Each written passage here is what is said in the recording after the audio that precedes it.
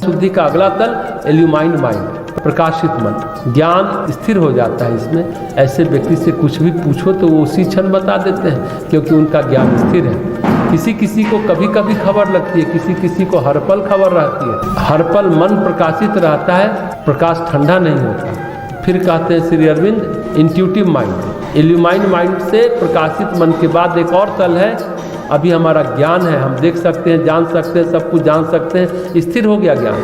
जो कभी झलकियाँ दिखती थी अब वो ज्ञान स्थिर हो गया। लेकिन एक और तल है जिसे ओवर माइंड का। ओवर माइंड में क्या है कि प्रकाश में इतनी ऊर्जा आ गई है कि उस तल पर जो विचार उठेंगे वो घटना में बदल जाएंगे, वो घटना घटित हो जाएगी। इसलिए साधक को अपने मन की सामान्य ईर्ष्या से, सामान्य अहंकार से, सामान्य वासनाओं से ऊपर उठना पड़ता है। क्यों? अगर बैर हुआ और वो गहन साधना में है और बैर आ गया कि ये आदमी हमारे साथ ऐसा किया, इसका पैर टूट जाए, तो उसका पैर टूट जाएगा तत्काल। प्रकाशित मन अगर हो गया, कई बार ऐसा होता है, इसलिए असुरों की साधना को अच्छा नहीं माना गया। ऊर्जा तो वो पा लेते हैं लेकिन शुद्ध नहीं हो पाते ना।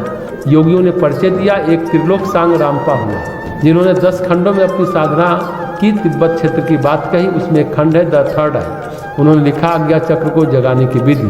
तो तिब्बत में लोग कैसे आज्ञा चक्र को जगाते हैं, कैसे जड़ी बूटी का लेप करते हैं, तो कौन सी लकड़ी लाते हैं तो उसको ठोकते हैं, ऑपरेशन करके आज्ञा चक्र जगा लेते हैं। और आज्ञा चक्र से उन्हें अनुभूतियाँ भी होने लगती हैं। उससे क्या होता है, दिखने लगता है। लेकिन शुद्ध नहीं हो तो दूसरे का वैभव दिखने लगा तो आप चोरी करने लगेंगे, कुचक्र रचने लगेंगे। परमहंस योगानंद ने इसकी चर्चा की है योगी कथामृत में। एक आदमी को सिद्धि प्राप्त थी तो वो चोरी करने लगा, वो सब सामान चुरा लाता, फिर पार्टी करता और फिर सब गंवा देता। महिलाओं के हार जेवर सब चुरा चुरा कर रख लेता।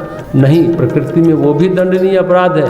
तुम स्थूल में चोरी करो तो अपराधी और सूक्ष्म में चोरी करो तो भी अपराध। कोई जान ना पाए तो क्या हुआ, प्रकृति तो सब देखती है ना।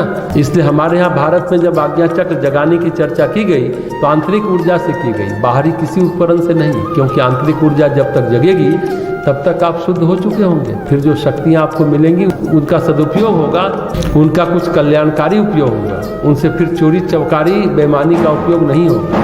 इल्यूमाइंड माइंड से मन जब ओवर माइंड में पहुंचता है, उसके अंदर ऊर्जा आती है, वो प्रकाश नहीं रहता, वो ऊर्जा बन जाता है। तो उस अवस्था में सृजन शक्तियाँ विकसित होती हैं। प्रकाश से सृजन होता है, संकल्प सृजित करने लगता है। इसलिए योगी अपनी साधना का उपयोग बड़े बड़े लोक कल्याणकारी कार्यों में करते हैं।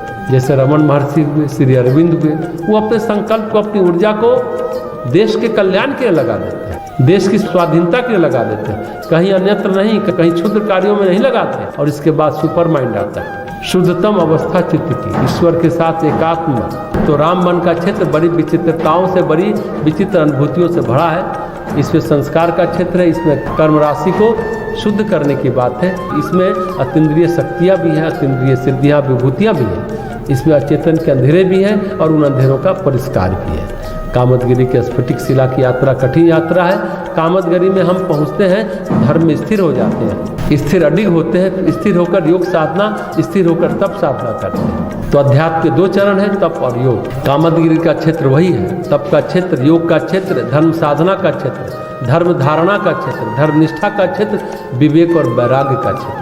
और उस विवेक और वैराग्य की परिणति है रामबन। जिसका विवेक वैराग्य दृढ़ होता है वह कामदगिरी से स्फटिक शिला तक की यात्रा पूरी कर लेता है। और जिसका विवेक वैराग्य दृढ़ न हुआ, तब स्वाध्याय ईश्वर प्रणिधान मजबूत न हुआ, तो रामबन में ही भटकता रहता है, स्फटिक शिला तक नहीं पहुंच सकता। चित्त शुद्धि की यात्रा ही उसे महंगी पड़ सकती। इसलिए भगवान श्री राम भरत से कहते हैं, भय छोड़ करके आप इस कानन में, इस वन में विचरण करो। लेकिन हे तात, हे भाई, पहले अत्रि से आज्ञा तो ले लो। धर्म में जो तैयारी है उसे पहला है शुभ कर्मों का संचय और समर्पण, सत्संग, मंदाकिनी और पैसुनी में भक्तिपूर्ण स्नान। उसके बाद स्थिर होकर के कामदगिरी में प्रवेश होकर बैठ जाए साधना के लिए और फिर रामवन में विचरण के लिए। जब पर्याप्त तप शक्ति संचय हो जाए, जब पर्याप्त योग शक्ति संचित हो जाए, जब ईश्वर पर अटूट और दृढ़ विश्वास हो जाए, जब भगवत कृपा पर अविरल विश्वास हो जाए, अडिग विश्वास हो जाए, तो फिर राम वन में विचरण में भय नहीं लगता। गुरु कृपा हो, गुरु आज्ञा हो, अत्रि महर्षि आज्ञा दे दे तो राम वन सहज है, राम वन सुगम है, भटकन नहीं होगी, सीधा हम स्फटिक शिला तक पहुंच जाएंगे। यह स्फटिक शिला क्या है, इस पर चर्चा हम लोग आगे करेंगे।